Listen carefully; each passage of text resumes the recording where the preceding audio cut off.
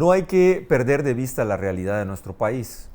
Y la realidad es que la mayor parte de estos sujetos tienen un aislamiento voluntario, se automedican, se autovigilan, de acuerdo a las recomendaciones de la vecina, del conocido, lo que ven en Facebook.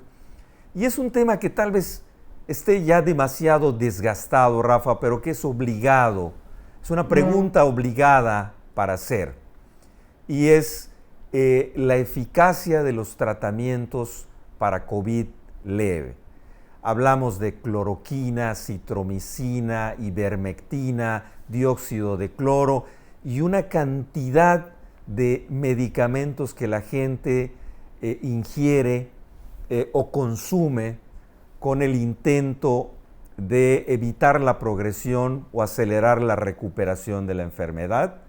Y esto no solamente se reduce a la sociedad, inclusive vemos colegas, y lo digo con mucho respeto, en donde tienen un cartabón para tratar el COVID y en donde incluyen 8 o 10 medicamentos de manera simultánea. No hay duda que la evidencia es muy contundente y que ninguno de estos fármacos es eficaz para el tratamiento del COVID.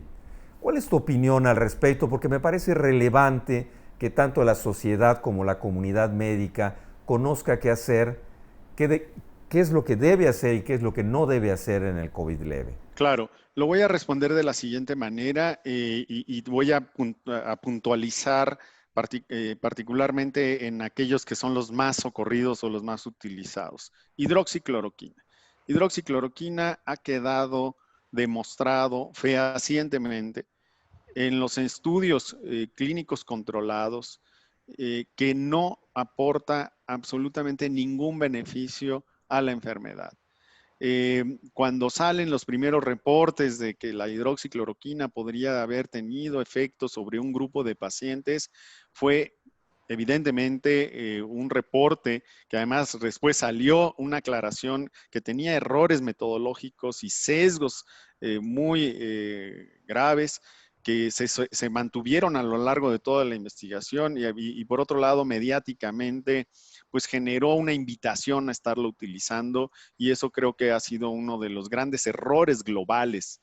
No voy a particular, son errores globales alrededor de ese fármaco. Mi recomendación es no utilizarlo más porque es más probable que tengan un efecto adverso relacionado a la hidroxicloroquina a que vayan a tener un efecto benéfico. En el mismo rubro está la ivermectina. La ivermectina hasta el momento no hay ningún ensayo clínico controlado o evidencia de alto nivel que sustente su recomendación. No es correcto estarla utilizando porque los ensayos en los cuales se sustenta la ivermectina no han sido ensayos clínicos, son experimentales. Hay alguno ahí cuasi experimental que redujo la carga viral de SARS-CoV-2 en un modelo experimental y solamente a una dosis equivalente que si nosotros la traspoláramos a los humanos sería letal. Entonces, no usar ivermectina. Acitromicina en combinación con hidroxicloroquina es la misma historia, no tiene ningún efecto benéfico. La acitromicina, aun cuando pudieran adjudicársele algunos efectos inmunomoduladores en SARS-CoV-2, no ha demostrado tampoco que tenga alguna actividad.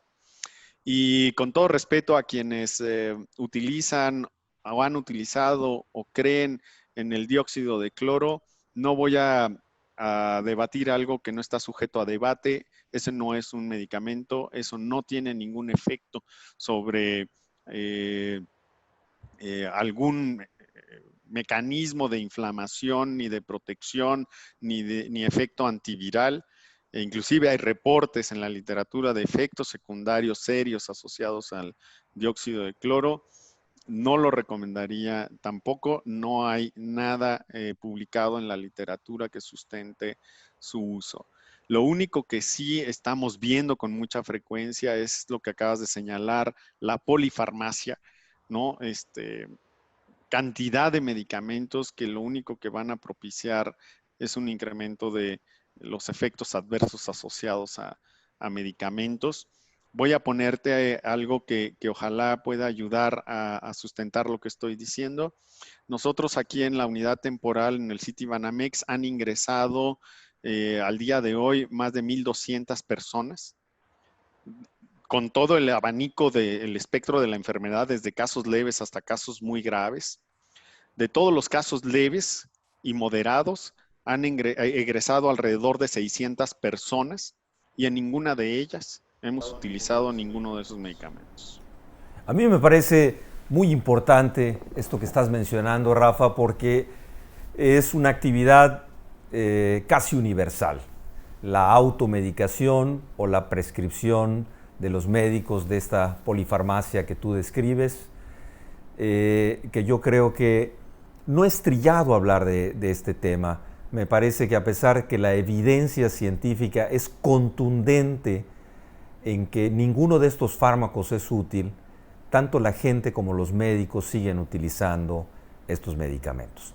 Quisiera avanzar un poco más, Rafa, y creo que coincidimos en que en aquellos sujetos que no tienen factores de riesgo, que son jóvenes y que tienen manifestaciones leves, ellos deben mantenerse en casa. Siempre es bueno tener el soporte, al menos a distancia, de un médico que nos pueda orientar, que nos pueda guiar, que nos pueda vigilar, pero creo que coincidimos que ellos deben estar en casa.